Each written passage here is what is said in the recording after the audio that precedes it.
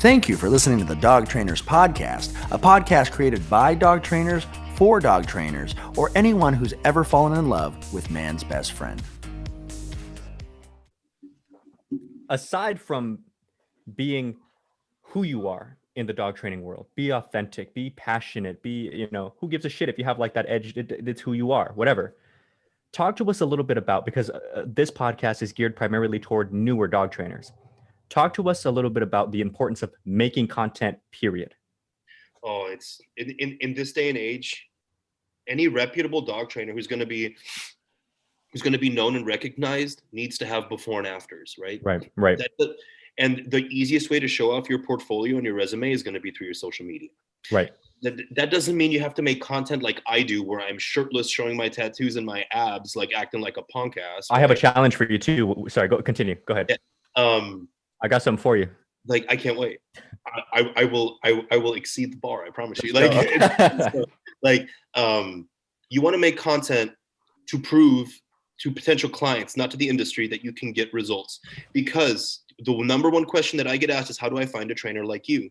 Right. And I always answer it with this. It's very simple. Make sure they have before and afters regarding the specific behavior that you're dealing with. Because God damn it, guys, we don't get called to be like, my dog is a good boy. How do I keep doing this? Right. Most of the time we have behavioral issues. And if I do get a client once in a blue moon that's like, hey, we want to work on some really cool, like other training. And I'm like, hell yeah. Like, let's get the clicker out. Let's charge the marker. Let's go, you know? But the elective, these like the elective stuff. Right. You know? Right. Sunday stuff. So most of the time, like, what are we getting? Let's say a doodle, right? We do a lot of fucking doodles. We all do doodles. Mm-hmm. You fucking love everything too much. That's their problem. Yeah, and it's this dog pulls on a leash, jumps a lot, and mouths me like crazy. That's every doodle for the most part that we get.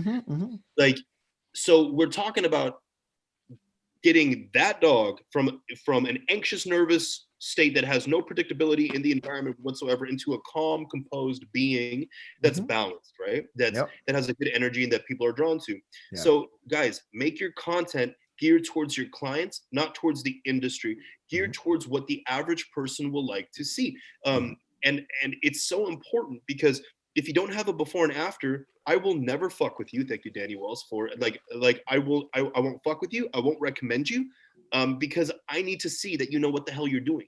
You know, and people need to see that too, which is a very passive and indirect way of actually attacking the pure positive side.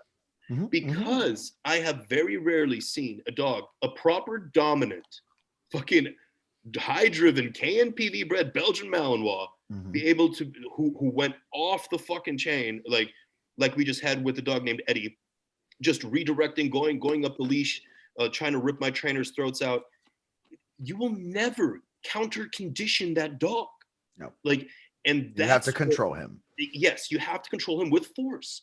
And here's the deal. When we show that dog being able to be put into a better state of mind, and the other trainers are only able to do minor counter conditioning, that type of stuff. I can get a dog to get its nails trimmed. Cool. Right. But leave the real behavior up to us and show that you can handle it. Right. I speak from a behavior guy's perspective. Like, I'm not a sport guy. I don't claim to be the best dog trainer in the world. I don't. There are plenty of dog trainers who are better than me, but I definitely know how to motivate a dog, and I definitely utilize a lot of biting, and I definitely utilize a lot of tug and play and all those things. But I'm a behavior guy. I'm a pet behavior guy. I'm a humble pet behavior guy. Yeah, definitely. I think so. Number one, have you you should reach out to Tommy Davis. I think you'd like him a lot. Number two, I agree with you.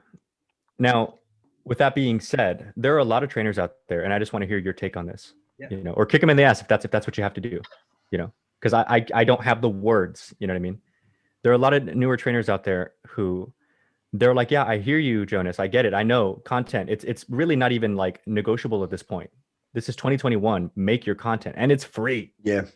But they're too stuck in like, it's not going to look good enough, or it's not polished enough. I don't know what to say. I don't know what do you got? Let me, can I get in on that? Because for example, dog trainer, been doing this 13 years. Back when it was just me by myself, like who's going to record me? Like, okay, put it on a tripod. The funny thing is I've done the whole tripod thing of me training a dog. Great. So I'm like, this is me training a dog. But now what do I have to do? I have to do a fucking voiceover on top of that just to give some type of context, right? And then I look at it, I come from a cinematography background. I also have a degree in cinematography. Cool. So my ADD fucking hates a locked off shot of a camera of me training a goddamn dog. So in my mind, I go, that's not my style. That's not what I want to represent myself. Right. And it's because of this fucking bullshit up here why I don't have any before and afters. Yeah. Yeah. I have a before and after training, but not a during. Like that. Yeah. Sure.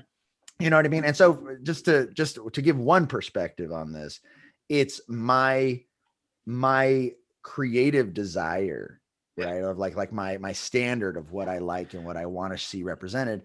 I shoot myself in the goddamn foot. Well, and that's why I haven't created any of that content. Well, and the thing is too, like, you know, and Brent and I have been friends for years, by the way, Jonas. So, you know, I'm in Phoenix now, but I used to live in LA too. That's how we know each other.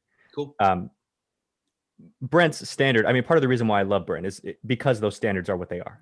That's why we do what we do. That's why, you know, that being said though, for newer trainers, it's really easy to take high standards and make it an excuse to not do anything.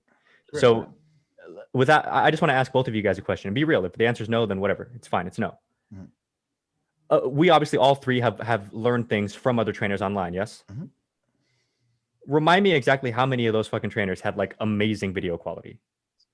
Yeah. True. Yeah.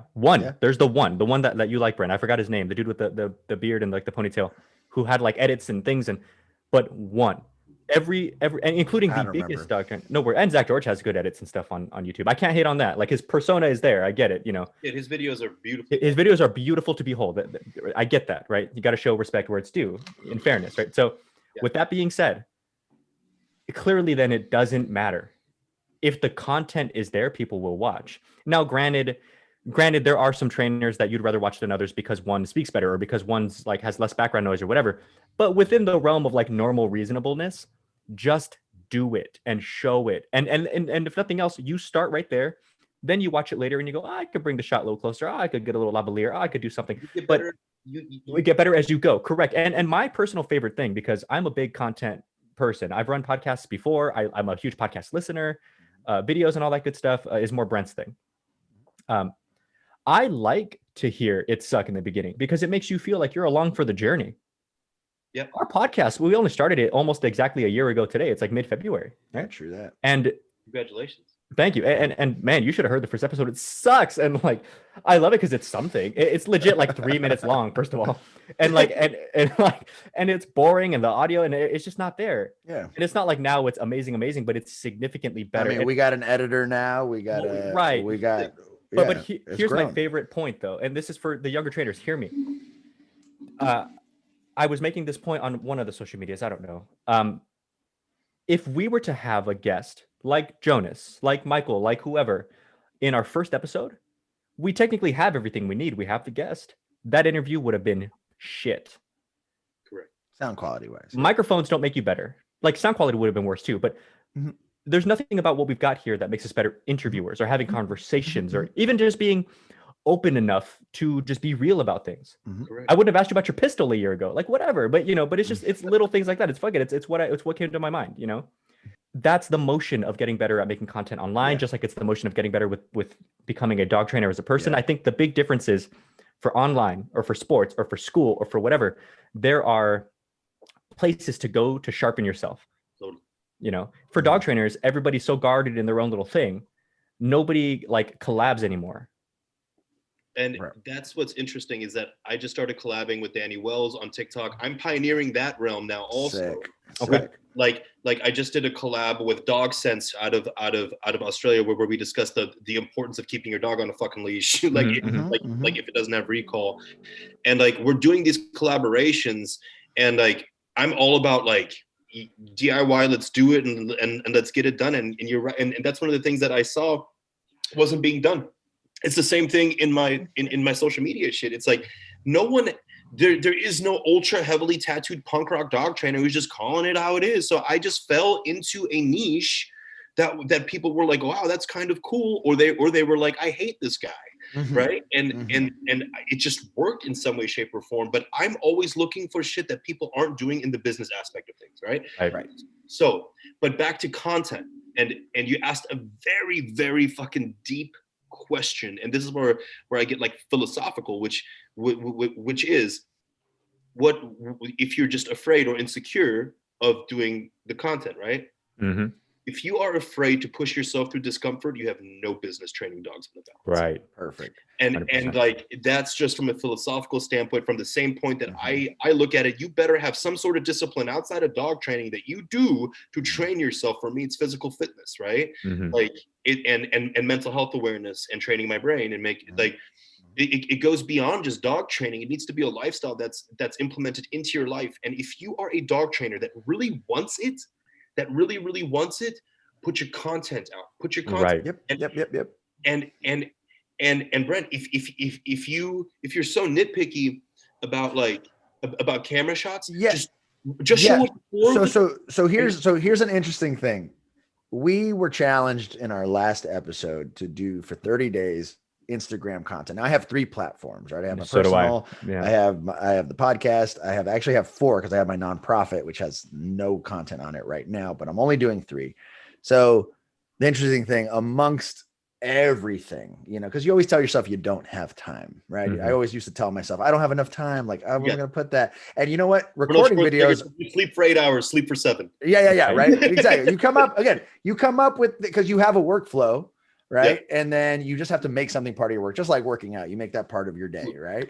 And so because this challenge came on, we're day 12 into this challenge, something like that. I don't even know anymore. I stopped counting in my videos. I don't even say it anymore. Like, this is day whatever. Anyways, we're day 12 into this. We haven't missed a day, 3 platforms, making content every single day. And it's what I thought was hard. It's not that hard. However, there are these moments where you're just like, it's fucking 9 o'clock. I have to put something up. Me too. You know what the feeling is for me? The feeling is for me is like, I don't know what I'm going to say. Yeah. And I can always, that's the thing. I can always find something to say. I just may not have the fucking energy to fucking do it. Right. My thing is like, something to say, go onto other, if it's about dog training, right? Go onto other accounts and get inspired by something that somebody else says. And like, so like for me, the people who inspire me, Danny Wells, John Gata in Phoenix, like he does a lot of cool shit. You guys should have him on too. He's very outside the box, super outside the box.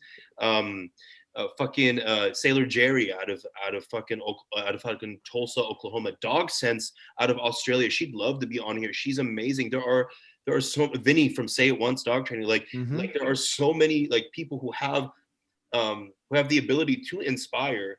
And then what I do is I get inspired and then make a similar message only on your platform. Right. It caters to because the delivery mechanism for me is going to hit a different audience than the delivery mechanism from a clean-cut white lady out of Australia. Yep. So I want people to make sure that they don't miss the importance of what you just said. Because again, for people who watch content online or listen to it online for dog training, how many times have you looked up different trainers doing the exact same thing?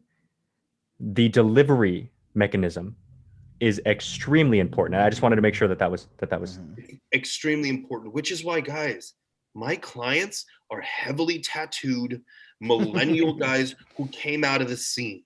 Right.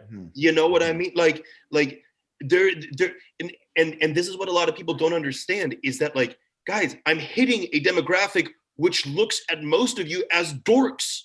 like, not you guys, y'all are tight, but like I'm hitting a demographic that you have no idea how to get to them, and I just got represented by Jason Allen from the Fever 333. Sick. Travis Barker's their fucking drummer. Like, that's awesome. Like, you want to talk about making an evolutionary revolution in dog training? Here's how we do it, and we make this shit cool.